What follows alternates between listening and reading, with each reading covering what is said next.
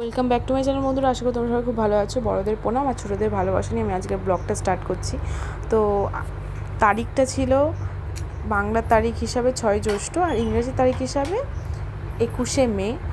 আর আমাদের বাড়িতে সেদিনকে উৎসব ছিল, তো সেদিনকেরই ভিডিও নিয়ে আমি চলে এসেছি। মানে উৎসবটা আমাদের কীভাবে কাটলো না কাটলো না তোমাদের সাথে একটু শেয়ার করি।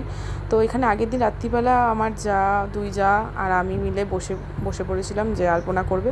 তো আমি ভিডিও নিচ্ছিলাম, ওরা দুজন মিলেই করছিল। আর তার সাথে আমার মেয়েটাও আছে, দেখতেই পাচ্ছ যে আমার পাশে বসে গেছে। তো এখানে আলপনা শুরু করেছে, আলপনা করা হয়ে গেছে।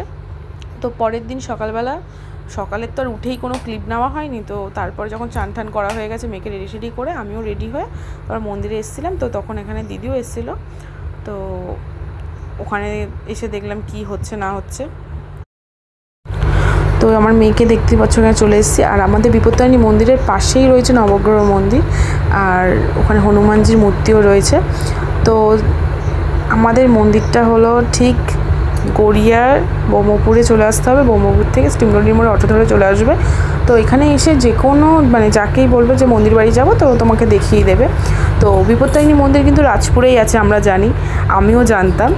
আর বিয়ের পর আমি জানলাম যে এখানে আমাদের বাড়িতেই রয়েছে বিপত্তারিণী মন্দির। তো এখানে দেখছো সকালবেলা তো হয়ে গেছে, তারপর মা বাবা চলে এসেছিলো, মা বাবা ঠাকুমা চলে এসেছিলো। তো এখানে দুপুরবেলা খাওয়া দাওয়ার পর বসে পড়েছিলাম ঘরেতে। ঠাকুমা রেস্ট নিচ্ছিলো, মা বাবা সবাই মিলে রেস্ট নেওয়া হচ্ছিলো। তো আমার বড়মশাই যেহেতু ওখানে বাইরে ছিল, কাজ করছিল, দাদা ছিল না, দাদার অফিসের কাজের জন্য একটু বাইরে যেতে হয়েছে। সেদিনকেই সকালবেলা দাদা বেরিয়ে গেছিলো।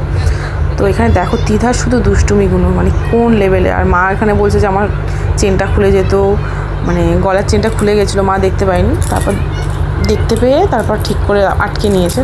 হয়েছে খুলে পড়ে গেলে কি হতো না হতো, ওইসব নিয়ে কথাবার্তা হচ্ছিল। তো খানিকক্ষণ রেস্ট নেওয়ার পর আমরা চলে গেছিলাম সন্ধ্যা আরতির দিকে। তো এই যে আমার ঠাকুমা, দেখতেই পাচ্ছ।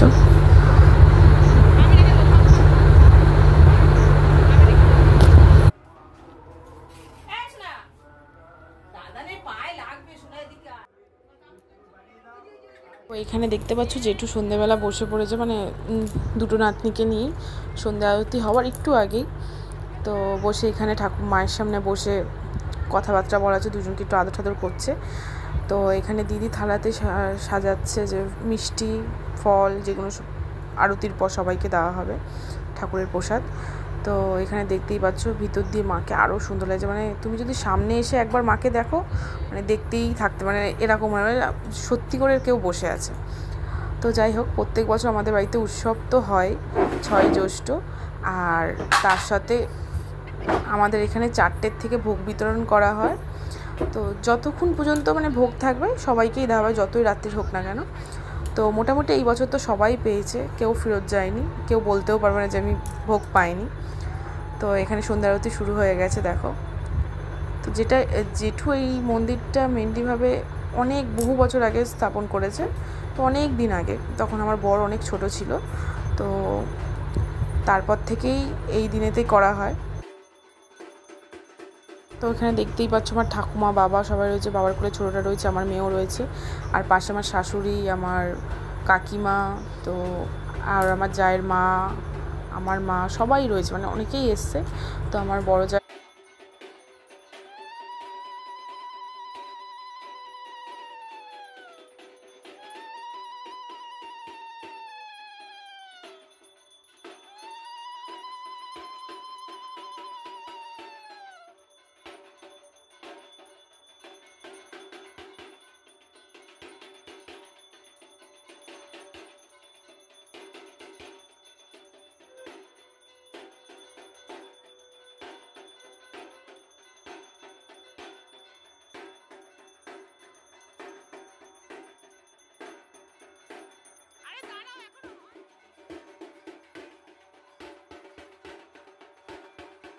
তো এখানে বড় মার শাক বাজাচ্ছে, আমার বাবা আমার বড়ের যে বন্ধু, যে ওটাকে কি সরা না কি বলে, ওগুলো বাজাচ্ছে।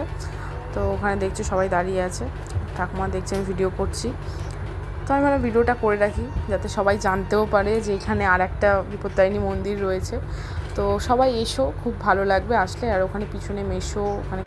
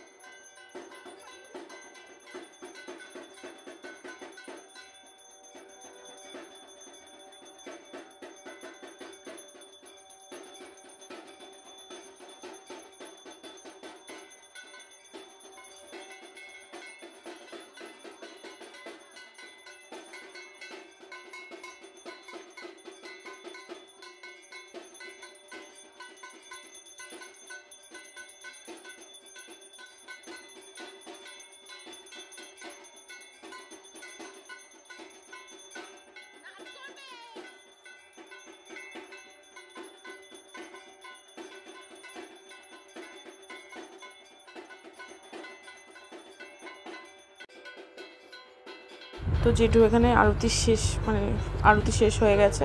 তো তারপর এখানে দেখছো জেঠু মাকে প্রণাম করছে।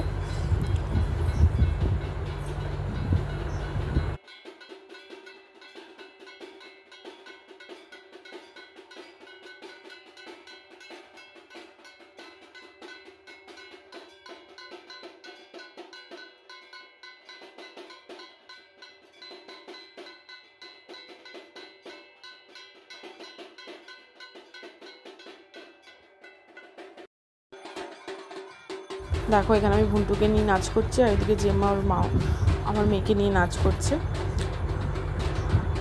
তো এখানে যেহেতু সরা বাজাচ্ছিলো, তো এখানে খানিকটা ক্লিপ তখন নিয়েছিল, তো মানে আমার জায়ের বোন নিয়েছিল, মানে তোতদি। তো ওখানে খানিকটা ক্লিপ তুলেছিল। তো আমরা ভেবেছিলাম মানে ফটো তুলছে, তো আমরা তাই চুপচাপভাবে পোজ দিয়ে বসেছিলাম। তো লাস্ট টাইম বললো না ফটো তুলছে না, ভিডিও করছে। তো ওখানে দুজনকে দেখো, দুই বোনকে, এ ওর জামা ধরে টানে, ওর জামা ধরে, ও হামি খায়, কি কাণ্ড না হচ্ছে। আমার মা পিছনে বসে রয়েছে।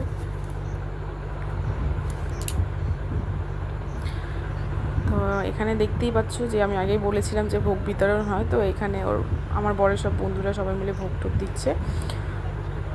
তো আমি ভাবলাম তোমাদের সাথে একটু শেয়ার করে নিই, তোমরা একটু দেখে নাও।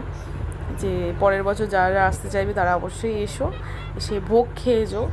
ঠাকুরের ভোগ খুবই টেস্টি হয়, মানে প্রত্যেক বছর বলতে নেই, ঠাকুরের জিনিস খুবই সুন্দর আসে, সবাই জানো।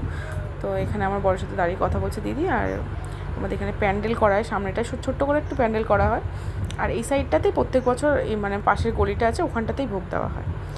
তো ব্লগটা ভালো লাগলে লাইক কমেন্ট শেয়ার অবশ্যই।